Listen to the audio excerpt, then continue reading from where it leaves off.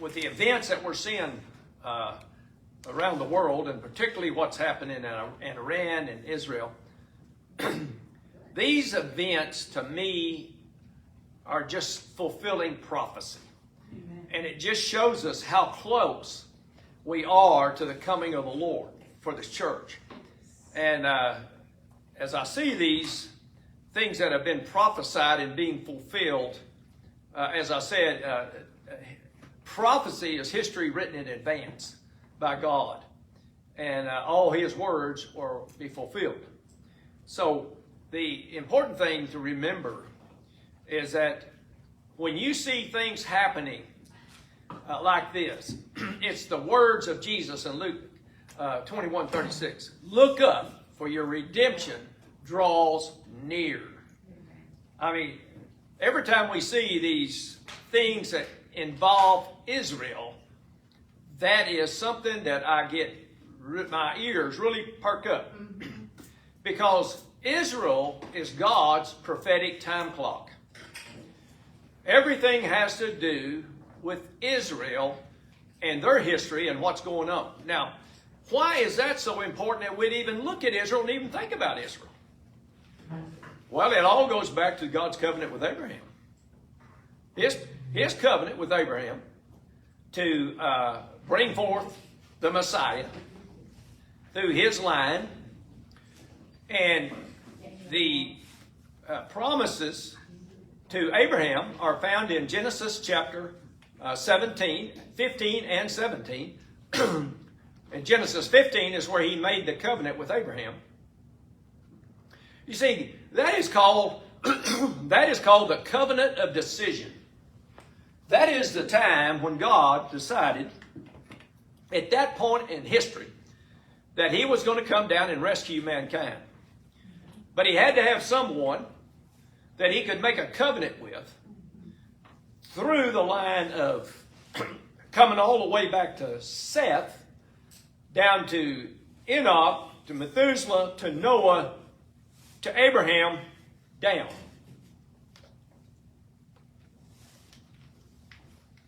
So, this covenant decision was to make an unconditional covenant with Abraham.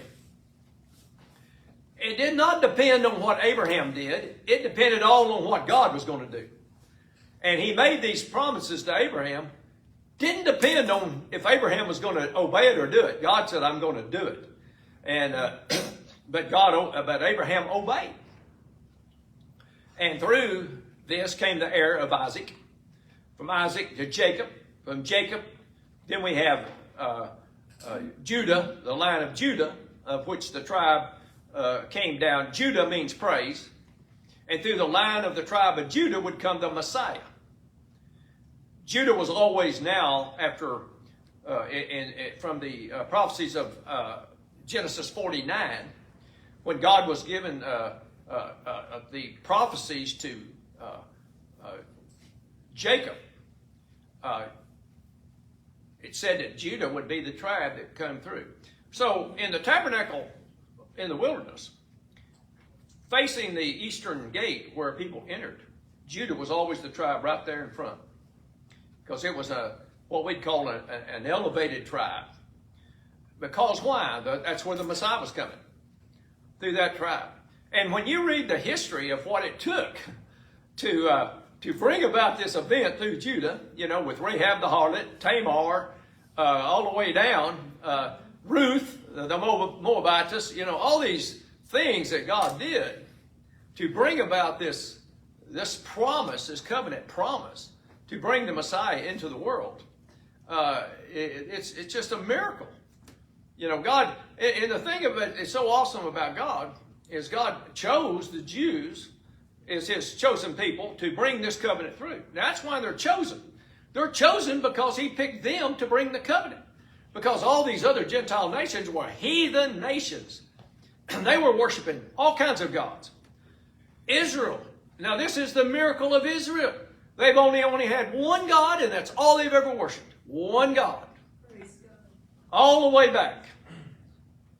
Through the line to Abraham, and even beyond now, we're going all the way back past the flood, into the times of Adam and Eve. Seth was his name, substitute, because Abel was killed. Abel was supposed to have been through the line of Abel, but Abel, the devil incited Cain to murder his brother, to wipe out the line. And then Eve prayed, and God gave her Seth, and she named him Seth, my substitute. Why? Because in Genesis 3:15, one of the most astounding prophecies ever given, is where God came in the garden and told them, after the fall, that the seed of the woman would crush the head of the serpent. And the seed of the woman, now, there ain't no seed of a woman. Men have seed, women don't. So that we knew right then that something was going to be unusual. And when Eve got that prophecy, she believed that through her line would come this promised Redeemer that would crush the head of the serpent, who had just deceived her and her husband and caused the fall. But God gave that prophecy, and from that point on, all through history, God was fulfilling that prophecy to bring that about. And He used people to bring about that prophecy. So we come to the point of Abraham and then the covenant. I'll be teaching tonight on living in the last days of the church. And I'm a big proponent of the 1,000 years is one day proponent. And I believe we're right at the end of the 6th day, 2030. We're just 5 years away from the death, burial, and resurrection of Christ, 2000th year, or the 2 days. And I'll say it again, from Adam to Abraham was 2 days, right at 2,000 years. From Abraham to Jesus was 2 more days. That's 4,000 years. It says in Genesis 1:14, I believe it was 1:14, that on the 4th day the light came. The light came was Christ. And Jesus said, I am the light of the world. He who believes in me shall never live in darkness, but always live in light. So the light came to give light to the lost. But when we get to John chapter 3, Jesus says this, I came as the light, but they refused the light. And they're still in darkness, and they still are dead in their sins. I came to give them light. When you get to 1 John chapter 1, which is a beautiful letter there that John wrote to the church, he says, we were with him in the beginning. We felt him, we touched him, we saw him, we saw the glorified Christ. We are eyewitnesses to it. And then it gets down to verse 5, and he says, in him is light, and there is no darkness in him. So we see that Jesus came, and then now from Christ, 2,000 more years of church age is the 6th day, and we go back to the creation of the earth. God worked for 6 days, He rested on the 7th. What we believe as dispensationalists is that at the end of the 6th day, rest will come for the earth, called the millennial reign of Christ on earth, where Jesus will rule and reign out of Jerusalem for 1,000 years. We as the believers, as the wife of the Lamb, will rule and reign with Him for 1,000 years in celestial glorified bodies, with mortal people that come out of the tribulation. And I've heard people say, well, how does that happen? How does that happen? Well, look at Jesus. He came back for 40 days in a glorified body, and He was interacting with mortal people. He was eating with them. He was talking with them. He was visiting with them. They could see Him in His glorified body. The good thing about it, we'll be eating in a glorified body. And they're going to have all kinds of fruit in the trees in the new city of Jerusalem. So I remember my dad saying, I can't wait till we get up there and get those peaches on those peach trees. He loved peaches. We had peaches in our backyard. Teresa all my life. But anyway, getting back to the story, we get down to now 500 years before Christ, and we're seeing now this prophecy given to Daniel. Now, let me give you a little story about Daniel. Daniel was a relative of King Hezekiah. He was one of the good kings that followed after Solomon and then all the way down to the kings. And you'll find that almost all the kings, except for 4 of them, did evil in the sight of the Lord. But Hezekiah was one of the good ones. Well, Daniel was, I think, one of his descendants in his family. He was 14 years old. He was very, very bright. And his 3 friends, Shadrach, Meshach, and Abednego, those were names changed when they got to Babylon, were all friends working in the court of the king. Well, when Nebuchadnezzar came in and laid siege in 606 BC,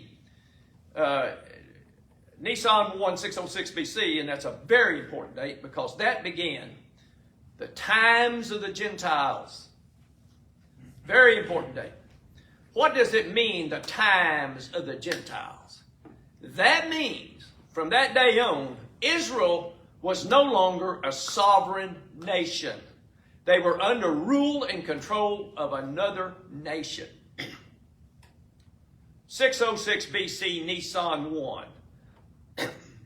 Just so happened that Jeremiah had been prophesying and telling the kings, Zedekiah, that God was raising up the Babylonians to come in and take them in captive if they didn't repent and get those idols out of the temple. They threw him in a pit. They didn't want to hear the truth. That's the way it is today. And when people hear the news that are the truth, they don't want to hear the news. They don't want to believe the lie. Right. And that is exactly what it says in Isaiah chapter 5. Then in the last days, people will begin to believe the lie and not the truth. They'll call sweet bitter and bitter sweet. That's right. And that's all we hear all the time in the news. You don't get a lot of truth in the news. So be very careful what you hear and listen, and you always filter it out and make sure it is the truth before you assimilate it into your belief system. And that has to go with preaching too. I hear a lot of preachers that are not preaching what I call the truth. But anyway, Nebuchadnezzar rounded up Daniel and these guys, and Ezekiel was one of them too. And they were all taken to Babylon to serve in the courts of Babylon for 70 years that Jeremiah had prophesied that was going to happen. Well, while Daniel was there, he began to find favor with God because he said he wasn't going to defile himself by eating the king's delicacies. Well, what would they eat? A lot of pork. And Jews didn't eat pork. And that was a defilement to them. And he basically said, I'm not eating your pork. I'm not eating any of your food. And so he found favor with the guy that was in charge of all the eunuchs. Oh, by the way, they made all of them eunuchs. And you know, that was a prophecy in Isaiah that the descendants of Hezekiah would be made eunuchs under other kings. And they served in the court. And this head, the guy that was over all the eunuchs, he liked Daniel. So he went and asked the king if Daniel could just eat vegetables and not eat the meat. And he says, yeah, you can do that. Well, it says in the Bible in Daniel 2 that Daniel just ate the vegetables, didn't eat any of their meats, and he was more fair, better looking, and better skinned than any of them. But he made a purpose, and this is in Daniel 1:8, and this is a very important scripture. And I always tell young kids in our youth group, I always read this scripture to them. He purposed in his heart that he would not defile himself with the king's delicacies. Well, I tell kids, don't purpose in your heart that you will not defile yourself with the world's delicacies. The things that the world offers people to corrupt them and defile them. There's so much out there for young kids and particularly teenagers not to defile themselves with the delicacies of the world system. Well, here Daniel now goes along, and Nebuchadnezzar has a dream, and he can't understand it. And here is the picture of the dream right here. I think I passed that out. Let me see if I have another one of these. I had to keep one to teach with. Anyway, it was a colossus. Now, interesting enough, on this Colossus here, the king, his soothsayers couldn't understand what it was. They said, well, king, tell us what you saw, what you dreamt, and we'll tell you what it means. He said, oh, no. Tell me what I saw, and then tell me what it means. And so Daniel says, oh, king, I have to go pray to my God, and he will reveal to me what your dream was. Next morning, he comes back in there for him. He says, okay, tell me what I dreamed. He said, oh, you saw a Colossus.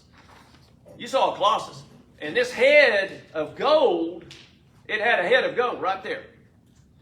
And that head of gold is you. It is the Babylonian Empire.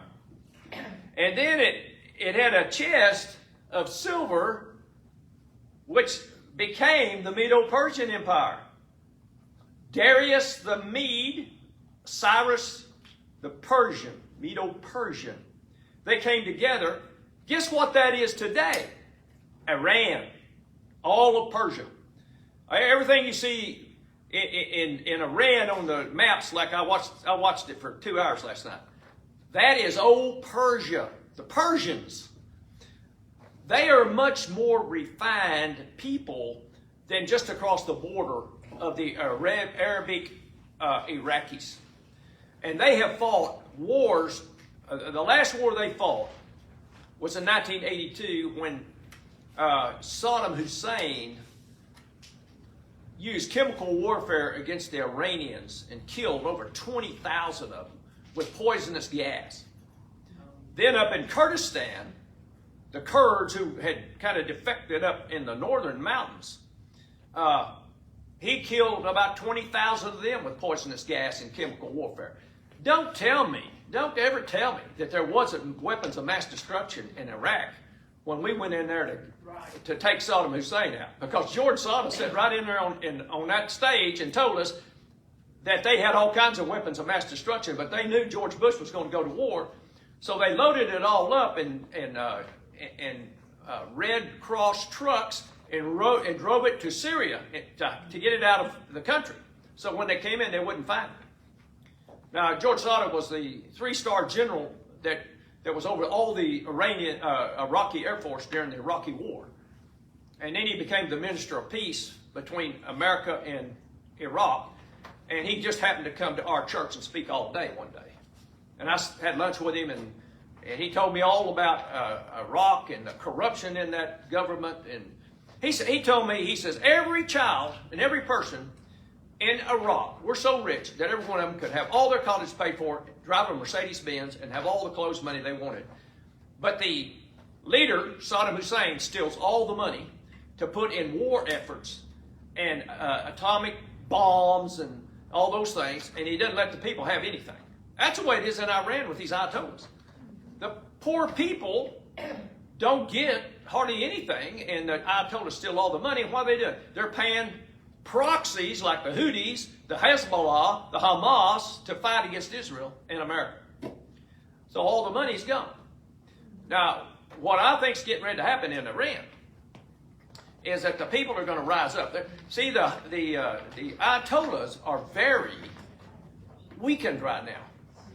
In fact, Trump's already told them, he says, we know where you live, and you can't run from us. And I could take you out any minute I want to. And after doing what he did last night, they ain't believe it now. I heard this morning, I didn't know it, that they dropped 12 bunker busters. Not 6, but 12. Did anybody else hear that? Well, last night the report was they dropped 6 bunker busters, 2 in the foredock and then 2 in the other one. And then the other place they sent in 30 Tomahawk cruise missiles. Wow. You know how big a Tomahawk is? It takes quite a payload. It stands as tall as this deal here. It travels at 2,000 miles an hour. They shot that thing off of a submarine from 400 miles off and hit precisely into that place. Whoa. Right down the air conditioning shafts. But they sent 30, not 1, 30. You talk about destruction. Yeah, you talk about destruction. I'm telling you. During Vietnam, I used to watch the Cobra gunships because we had the 101st Airborne with us, and they were always rappelling out of these helicopters. But they had these Cobra gunships that circled what they call the LZ, the landing zones. They always took 2 of them because the VC hid in the bushes, waiting for all the airborne to come out of those. They didn't bail out like they did in World War II. They repelled because you couldn't jump into the jungles. And those Cobras would go around. Well, they were loaded down with rockets. I'm telling you, those rockets. And when they would come around, they'd go, pew, pew, pew, and they just light up the jungle. And just to see one Cobra and what it could do, but 30 cruise missiles, wow. You talk about making a fire, a 4th of July. I mean, talk about lighting things up. And I don't know what a cruise missile costs, but it's in the millions of dollars. And they sent 30 off of 2 different submarines out there. That just tells you a little bit of the might and a little bit of the firepower that America has. And look at what Israel has. Israel is the ones that at war. We're not at war. We're just supporting Israel. And we want to get rid of the nuclear threat that Iran has threatened everybody with for 45 years. I remember the day that when those Ayatollahs, Khomeini, came in and captured our hostages in the embassy and made them hostages and kept them for 444 days and tortured them the whole time. And Jimmy Carter, the president at that time, didn't have enough guts to do anything, except he made one attempt, and it was 2. And on that attempt, these 2 helicopters ran each year and killed 28 people. That was his only attempt. But he let those people stay in those prisons and being tortured. They'd put them on TV, and Ted Koppel would come on at night and he'd show them torturing our people on stage. On people, y'all might not even been born then. That was 1979, and Ronald Reagan got fed up with it, and he says, I'll tell you what, and he was running for president against Carter, and he says, the moment that I am sworn in, my hostages, every one of them better be landed. They better be in America, or I'm coming after you, and there ain't going to be any Iran left. Well, guess what? He was being sworn in, and they all landed at Andrews Air Force Base. He got them all back that were left. I'll tell you another very good movie. It's called On the Wings of Eagles. And in this movie, it's about Ross Perot, who ran for president against George H.W. Bush in 1993. But early on, Ross Perot became a billionaire. He went to the Naval Academy, and he was an engineer. But you know what he discovered that made him rich? He had some scientists working for him, and they discovered how to make magnetic ink. Magnetic ink is on all your checks. So it can run through the machines, and those machines can read the check. It's a special magnetic ink. Well, he got the patent on that, and he had it. And he went to all these banks and told them, he says, we have this special ink that will print the checks with, and when it goes through, when you start running it, and then not only checks, but all the other things that need to be read by a computer, and he had that, and he kept that for a lot of years, and then ended up selling out the patent on it, or not the patent, but he sold the rights for somebody else to use it. Well, then he ran for president. Well, let me tell you, he had a big oil company too. He was an oil man. He had a bunch of his oil people over there in Iran, in Tehran. Since Jimmy Carter wouldn't do anything about getting those people out, he hired his own mercenary army with his own airplane and went to Iraq and rescued, I think, 7 or 8 of his employees out of Tehran and brought them back. They later made a movie about that, during the Barack Obama administration, of which this creep movie star got the Academy Award for being in it. And it was basically the same story, but it wasn't talking about Ross Perot. It was talking about getting the journalists out. There were journalists that were trapped over there. And it was a story about how they went in and made a deception and smuggled out the journalists that were there. So that's another story. But this one is called On the Wings of Eagles, I believe. It's a great movie. Let me get back to this story. Okay, Nebuchadnezzar had this dream. The head of gold was Babylon. The breast is silver. That's the Medo-Persian Empire. Now right down here is the girdle of brass. And in 330 BC, Alexander the Great rose up and he came against the Persians. Did anybody ever see the movie 300 with Gerald Butler in it? Did y'all see that? That was about the war between Alexander the Great and the Medo-Persian Empire. And when they were at Marathon, Greece, Alexander the Great defeated the final battle of the Persians. 300 is what it's called. And there was a runner that was told to run to Athens to give the message that Alexander had defeated the Persians. And so this runner took off and he ran 26 miles into Athens to give the message that the Greeks had won and the Persians had surrendered and were defeated. And after he gave his message, he dropped dead. Oh, wow. From dehydration. Well, that's where we get the marathon today. 26 miles, 285 yards. 26.2 miles is a marathon. From Marathon, Greece to Athens. They still run that marathon to this day. They have a great big statue. I had two of my doctor friends that flew all the way to Greece and ran that marathon.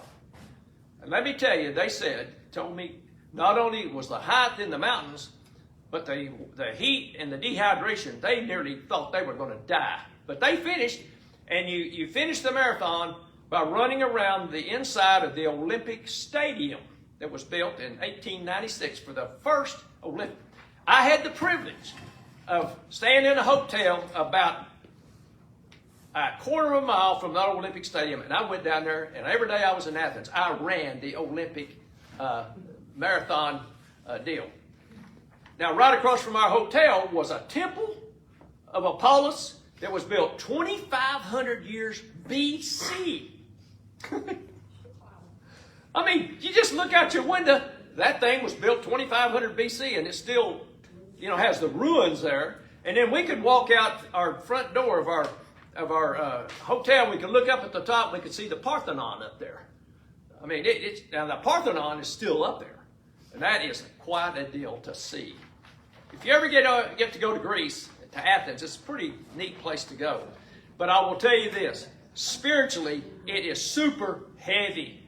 It is so heavy spiritually, and that's what Paul said in Acts chapter 16. He says, "In Athens, my spirit was provoked." What it was provoked by was all these false god spirits, these idols. You could go into a shop, and they'll still have the same idols that were there during the day of Paul, and little silver idols, or all these different gods that they have. They have all kinds of gods and goddesses, and it's still there today. And you can feel when you go. We got on a cruise ship and headed out to Santorini and to Crete and Rhodes, and over to Mykonos. Lynn and I were on a 7-day cruise in the Mediterranean, which I highly recommend. But you know what? While we were on the cruise, there was the terrorist attack in the Rome airport by these terrorists. And there was also another cruise ship that had a bunch of terrorists that aborted it and took a bunch of people hostage. So it was kind of a scary situation over there. And I'll tell you something else. When we were going to fly from Athens back over to Tel Aviv, they warned us when we were getting ready to get on an airplane, says, do not wear any Star of David's, any crosses or anything, because a lot of these Palestinians were on that flight with us. I'll tell you something else. It took us 3 hours to go through the customs to get ready to get on the plane. Whoa. We had no water. There was no water in the airport to drink. We had no water. And we went through all this customs. They search everything. They take everything apart. I mean, Israelis, they are strict, man. And so when we got out there and got on the airplane, we thought, well, we'll get water on the airplane. Because we were Americans, they would not serve us. It was on Olympic Air, I believe. That's the Greek airlines. They were flying. We were flying from Athens to Tel Aviv. They wouldn't serve any of us. And Hal Lindsey told us, he says, now, when in Rome, you better act like the Romans. Don't be making any ruckus or anything, because you know what some of these people are capable of. So we just sat there quietly and dehydrated. Man, we were dehydrated when we got on the airplane. It was a 2.5-hour flight from Athens to Tel Aviv. And then when we landed, we had to go through customs again going into Tel Aviv. And then we had to get on a deal and go 60 miles down to Jerusalem. And we didn't have water for like 5 or 6 hours. It's like I ran a marathon. But anyway, we got there. We had a great time. Then we spent 2 more weeks in Israel and went all over the country, and it was incredible. I'm just thankful I've already done that. I don't have any desire to go back. I've been there twice, but it is a great place to go. Okay, then right here, the 2 legs here represents the Roman Empire, the Eastern and Western division of the Roman Empire, and then down at the bottom, which I'll be talking a lot about tonight, is the 10 toes. The 10 toes, iron mixed with clay, and that's where the time we are today. This is called the revived Roman Empire. The Roman Empire was here, the legs, but the toes are the revived Roman, and that happened in 1957, and it's the present day European Union is who these people that came out of that. I got to stop now. Thank you for joining me. We'll be talking about prayer this morning, because if there's ever a time we needed prayer in America, it's today. And so we'll be talking about prayer. And then tonight I'll be talking about living in the last days of the church. So at 6:30, join me. Thank you, and God bless.